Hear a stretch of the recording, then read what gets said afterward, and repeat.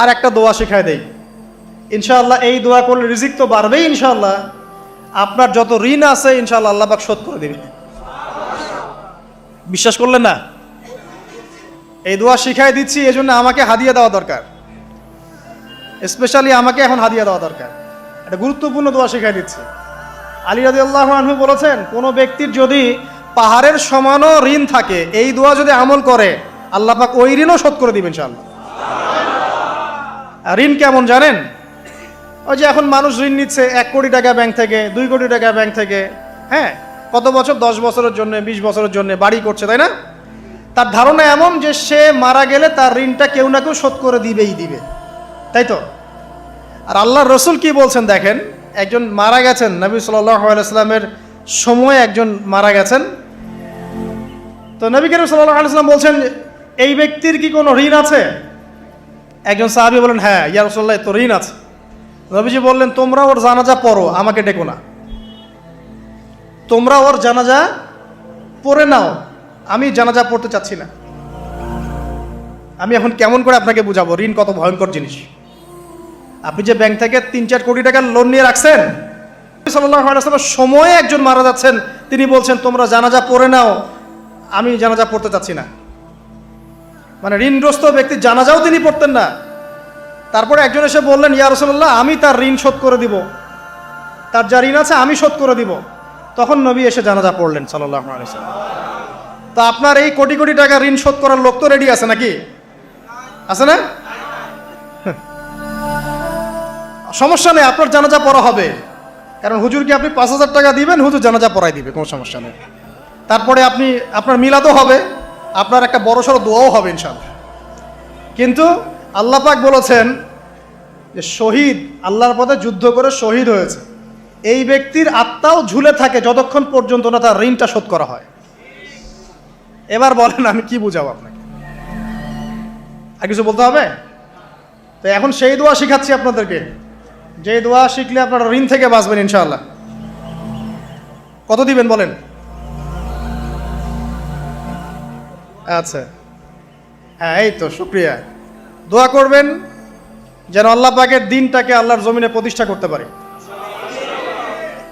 আমার সাথে বলেন, দোয়াটা হচ্ছে আল্লাহুম্মা ইকফিনি বিহালালিকা আন হারামিকা ওয়া আগনিনি বিফদলিকা আম্মান সিওয়াকা।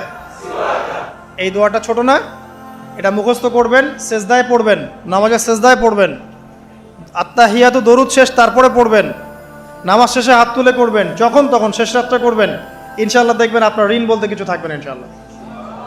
যদি থাকেও, বড় কোনো ঋণ থাকেও, আল্লাহ পাক অন্য কোনো মাধ্যমে এটা শোধ করার ব্যবস্থা করে দিবেন ইনশাআল্লাহ।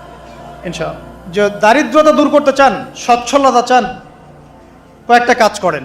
এই যে বললাম, 1 নাম্বার সূরাতুল ওয়াকিয়া তেলাওয়াত করেন, 5 ওয়াক্ত নামাজ জামাতে পড়েন, ডেইলি কিছু সময়ের জন্য কোরআন তেলাওয়াত করেন, আর আল্লাহর কাছে রিজিক চান, জিকির বেশি বাড়ায় দেন। পারবেন না ইনশাআল্লাহ? আমার জীবনে এমন ঘটনাও ঘটেছে, এটা এখন গল্পটা মনে পড়ে গেল তাই বলছি, যে 1,20,000 টাকা ঋণ আছে আমার, শোধ করার কোনো অপশন নাই আমার কাছে। আমার চোখে ধরা পড়ছে না যে 1,20,000 টাকা আমি কেমনে দিব। কি হলো, হঠাৎ করে আমরা একটা সার্কুলার দেখলাম যে সারা বাংলাদেশে ইসলামিক ট্যালেন্ট খোঁজা হচ্ছে। 2000, এটা মনে হয় 17 কি 18 সালের কথা, হ্যাঁ 18 না, আচ্ছা 18। তো হ্যাঁ, আলোকিতকে। তো এখন আমার ওয়াইফ বলছেন যে আপনি এটাতে অ্যাপ্লাই করেন। তো আমি অ্যাপ্লাই করবো, এটা তো আলেম ওলামাদের প্ল্যাটফর্ম, আমি এখানে জেনারেল থেকে আসা মানুষ, কেমন করে কি। তো সে বলছেন না, আপনি পারবেন ইনশাআল্লাহ, আপনি পড়াশোনা করেন, ইনশাআল্লাহ পারবেন। তো আমি দেখছি আগে প্রাইস কি আছে, কষ্ট তো করবো, আগে দেখি পুরস্কারটা কি। তো পুরস্কারটা দেখছি যে একটা ওমরা করাবে। ওমরা করা তো যে কারোর জন্য একটা মানে স্বপ্নের ব্যাপার না, ওমরা করা তো সবাই আমরা খুব পছন্দ করি, আল্লাহ পাক আমাদেরকে বেশি বেশি ওমরা করার তৌফিক দেখ। আর লেখা আছে যে ফার্স্ট প্রাইজ 3 লাখ টাকা, second prize 2 lakh, third prize হচ্ছে 1 লাখ টাকা। তো সেটা আচ্ছা ঠিক আছে। তখন আমি একটা জবও করি, আমি কিন্তু চাকরিও করেছি এক সময়। তো এখন জব ছেড়ে দিলাম, জবে থাকলে আমার এখন পড়াশোনা হবে না, তারপর টানা 4 কি 5 মাস দৈনিক 10 থেকে 12 ঘন্টা করে পড়েছি। টানা 4 থেকে 5 মাস দৈনিক 10 থেকে 12 ঘন্টা, নাওয়া খাওয়া সব ওখানেই। আর যতটা সহজ মনে করছেন আসলে কিন্তু প্রতিযোগিতা অত সহজ নয়। আসলে যে কোনো জায়গা থেকে প্রশ্ন আসতে পারে, আকিদা, সিরাত, ইতিহাস, এটা ওইটা অনেক টপিক, প্রায় 36টা বিভাগ আছে। তো আলহামদুলিল্লাহ কিভাবে জানি আস্তে আস্তে উঠতে পারলাম। গিয়ে দেখলাম যে হ্যাঁ, টিভি রাউন্ডে চলে গেছে। আমি তেমন কিছুই করি নাই, আমি শুধু পরিশ্রম করেছি, আল্লাহর কাছে বেশি থেকে বেশি দোয়া করেছি যে আল্লাহ আমার ঋণ আছে, ঋণ শোধ করতে হবে একটা। এবং আমি চাচ্ছি যে এই প্রোগ্রামের মধ্য দিয়ে দিনের একটা বড় সার্কেল পাওয়া যায়, দিনী প্ল্যাটফর্ম পাওয়া যায়। তো আলহামদুলিল্লাহ আল্লাহ পাকের ইচ্ছায় সেখানে একটা ভালো রেজাল্ট হলো এবং সেখানে ওমরাও করা হলো আলহামদুলিল্লাহ। এবং ক্যাশ তারা খুব তাড়াতাড়ি দিয়ে দিয়েছে। আমি পুরো ক্যাশটা আগে পেয়েই আগে ঋণটা শোধ। এখন এই সময় কিন্তু আমি দোয়াটা করেছি, আল্লাহুম্মা কফিনি বিহালালিকা আন হারামিক ওয়া আগনিনি বিফাদলিকা আম্মান সিওয়াক। দেখেন, আমি কিন্তু জানতামও না এমন কোনো প্রতিযোগিতা হবে, আমি সেখানে পার্টিসিপেট করব, ওই ওসিলায় ওমরা করব, ওই ওসিলায় আবার ঋণও শোধ হবে, আমার কিন্তু মাথায় ছিল না। এটাই হচ্ছে আল্লাহ পাকের সেই আয়াত যে ওয়া মান ইয়াত্তাকিল্লাহ ইয়াজআল লাহু মাখরাজা।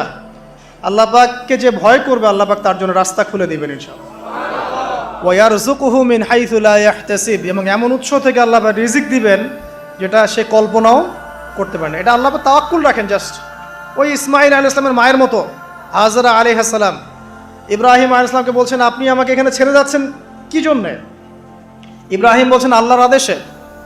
তখন তিনি বলছেন তাহলে আল্লাহ আমাকে ফেলে দিবেন ইনশাআল্লাহ।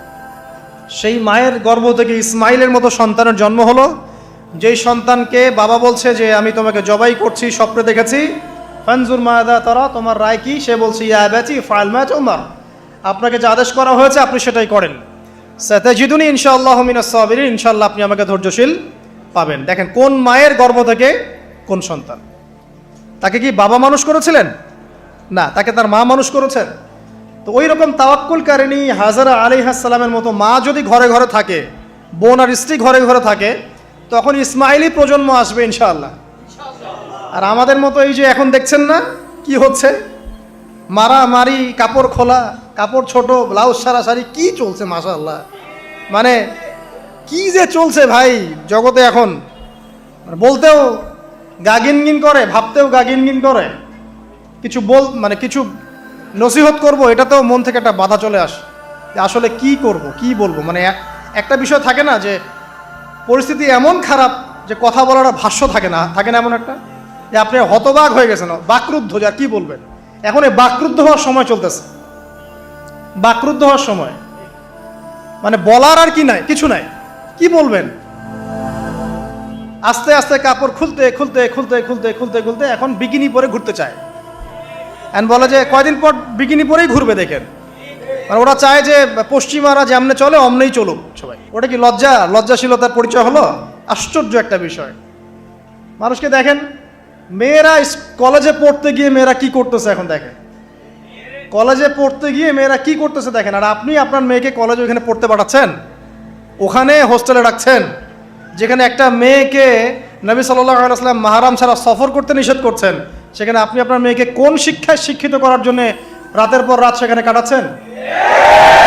আর তারা নিজেরাই বলছে যে মেয়েদেরকে ফোর্সফুলি যৌন কাজে বাধ্য করা হচ্ছে। মানে ইজ্জত চলে যায়, যাক ভাই আমার সার্টিফিকেট চাই বিষয়টার, নাকি ইজ্জত যাক, কতজন আমার সাথে কি করে করুক, বাট আমার একটা সার্টিফিকেট চাই, একটা অনার্সের একটা মাস্টার্সের সার্টিফিকেট চাই। এটা দিয়ে আমি বিসিএস ক্যাডার হব, এটা দিয়ে আমি প্রাইমারি স্কুলের টিচার হব, এটা দিয়ে আমি জাতি গঠন করবো, নাকি?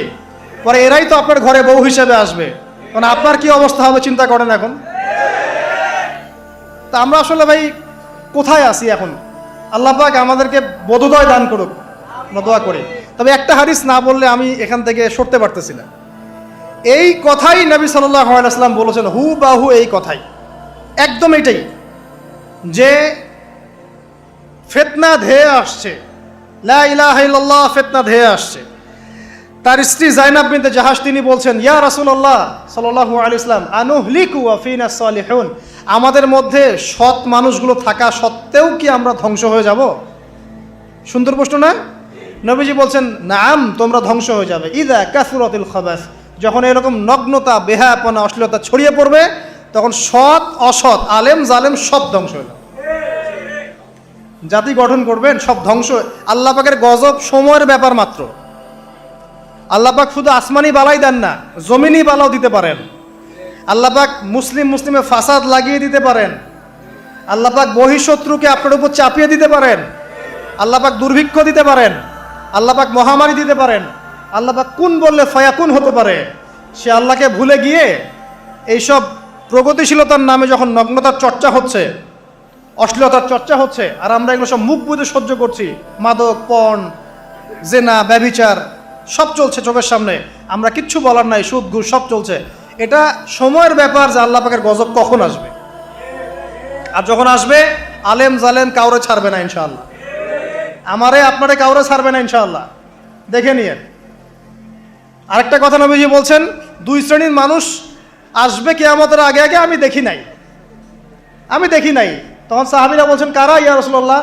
একজন বলছেন, এক শ্রেণী হচ্ছে এমন এক শ্রেণীর পুরুষ। কারা এরা? পুরুষ যাদের হাতে লম্বা লম্বা লাঠি থাকবে, লাঠি, এই লাঠি দিয়ে তারা মানুষকে পিটাবে। কি আপনারা বুঝতে পারেন না কারা? আপনি নিজেও তার মধ্যে আছেন, আপনার ভাইও তার মধ্যে আছে। আপনি এবং আপনার ভাই দুজনেই এই কাজ করছেন, ভাইয়ে ভাই মারামারি করছেন, সবার হাতেই লাঠি আছে না? আছে। অথচ উভয় মুসলিম। আর একজন মুসলিম যখন আরেকজন মুসলিমের এগেনস্টে যুদ্ধ করতে যায় বা এরকম মারামারি করতে যায় না, যে মরবে আর যে মারবে উভয়ই অপরাধী, উভয় অপরাধী। হাদিস রিয়াদুস সালেহিন বইয়ের মধ্যেও আছে, দেখে নিয়ে। তারপরে দ্বিতীয় শ্রেণী হচ্ছে, নবীজি বলছেন নিসাউন, এক শ্রেণীর মহিলা আসবে, আমি দেখি নাই। মানে ওই যুগে ছিল না, আইয়ামে জাহেলিয়াতের বর্বর যুগেও এরকম মেয়ে ছিল না। তার মানে বুঝতে পারছেন, আইয়ামে জাহেলিয়াতের যে যুগটাকে এখন বর্বর বলে না, বর্বর, সেকেলে, মধ্যযুগীয় এইসব কথা বলে না, ওই যুগেও এই মানুষগুলো ছিল না। তার মানে নবীজি বলছেন আমি দেখিনি, লাম আরাহুমা, আমি ওদেরকে দেখি নাই। তারা কারা? নিসাউন, এক শ্রেণীর মহিলা, কাসিয়াতুন আরিয়া, যারা কাপড় পরবে বাট নগ্ন থাকবে, কাপড় পরবে কিন্তু নগ্ন থাকবে। মুমিলাত মাইলাত, নিজেও মানুষকে আকৃষ্ট করবে আবার নিজে আকৃষ্টও হবে। তারা জান্নাতে যাবেও না, জান্নাতের গন্ধও পাবে না। নেন এবার এখন দেখেন, একটু ভেবে দেখেন যে আমার ঘরে কি সেরকম মেয়ে আছে কিনা, আমার ঘরে সেরকম বোন আছে কিনা, আমার ঘরে তেমন ওয়াইফ আছে কিনা। এখন যদি আপনি আল্লাহ এবং তার রাসূলকে সর্বোচ্চ অগ্রাধিকার দেন, আল্লাহর ওয়াস্তে ওদেরকে ঠান্ডা মাথায় বোঝানোর চেষ্টা করেন, বোঝান যে তারা, তাদের ফাংশনটা কি, দুনিয়াতে ওদের ফাংশন কি, দুনিয়াতে মেয়েদের ফাংশনটা কি, একটা পরিবারে একটা মেয়ের ফাংশন কি, স্বামী স্ত্রীর সম্পর্কের মধ্যে মেয়ের ভূমিকা কি, স্ত্রীর ভূমিকা কি, এগুলোকে বুঝান। তবে হ্যাঁ, এক শ্রেণীকে আপনি বুঝিয়ে কুল পাবেন না, পরিস্থিতি বোঝেন। পরিস্থিতি বুঝলে আমাদের করণীয় বের হয়ে আসবে। করণীয় আমি অনেক দিন বলেছি, জ্ঞান অর্জনের কোনো বিকল্প নাই, জ্ঞান অনুযায়ী আমলের কোনো বিকল্প নাই, আদর্শ পরিবার গড়ার কোনো বিকল্প নাই, পরিবারে মেয়েদেরকে পর্দায় রাখার কোনো বিকল্প আছে? নাই। এমনকি আমাদের ছোট ছোট ছেলে মেয়ে যারা এখন জন্ম নিয়েছে, এদেরকেও ছোটবেলা থেকেই ইসলামের অনুশাসন দিতে হবে, না হলে বড় হয়ে বিগড়ে যাবে। এরা বিগড়াবে না? চতুর্দিকে ফিতনা, এরা তো বিগড়ে যাবেই। হালাল রিজিকের কোনো বিকল্প নাই। দ্বীনের জ্ঞান অর্জন করে দ্বীনি মানুষদের সাথে থাকার কোনো বিকল্প নাই। একা একা থাকতে যাবেন না, দ্বীনের বুঝ আছে এমন মানুষের সাথে থাকবেন, একসাথে থাকবেন। যেখানেই থাকেন, যে নামেই হোক, একসাথে থাকেন, যে নামেই হোক। ইসলামে তো অনেক দলাদলি আছে না? আচ্ছা হোক, এটা নিয়ে এখন কথা বলার দরকার নাই। যে কোনো ব্যানারেই হোক থাকেন, অ্যাটলিস্ট আপনি ভালো মানুষদের সাথে থাকেন, এটা ভালো হবে ইনশাআল্লাহ। আল্লাহ চাইতে দেখবেন সবার মাঝে একসময় ঐক্য দিয়ে দিতে পারেন, আল্লাহ পারেন না? আর যারা ইন্টেনশনালি উম্মার ঐক্যের বিরোধী, এদেরকে আল্লাহ পাক ধ্বংস করে দিবেন ইনশাআল্লাহ, সমস্যা নেই। কারণ আল্লাহ বলে তো একজন আছেন, তিনি সব দেখেন ইনশাআল্লাহ। আর হচ্ছে আপনার জ্ঞানটাকে ইসলামের কল্যাণে কাজে লাগান, আপনার সম্পদ, আপনার জানমাল, এটাকে ইসলামের কল্যাণে কাজে লাগান, দ্বীনের প্রচার প্রসার করতে থাকেন। আক্রমণাত্মক হবেন না, শৈথিলতাবাদীও হবেন না, চরমপন্থী হবেন না, আবার এই যে গোলালু মার্কাও হবেন না। গোলালু কি? মানে সব তরকারিতেই চলে, যখন দেখবে যে একটা বিষয় আসছে আস্তে করে পাশ কেটে এমন একটা বিষয় নিয়ে কথা বলা শুরু করবে যেটার সাথে এখনকার বিষয়ের কোনো সম্পর্ক নেই। দেখবেন যে পুরো বিশ্বে একটা বিষয় চলছে, দেশে একটা বিষয় নিয়ে গরম, তখন দেখবেন কথা হচ্ছে মেয়েরা নেল পালিশ দিতে পারবে কিনা। আরে সুশ্রী মার্কে ইসলাম নিয়ে চলার দরকার নেই।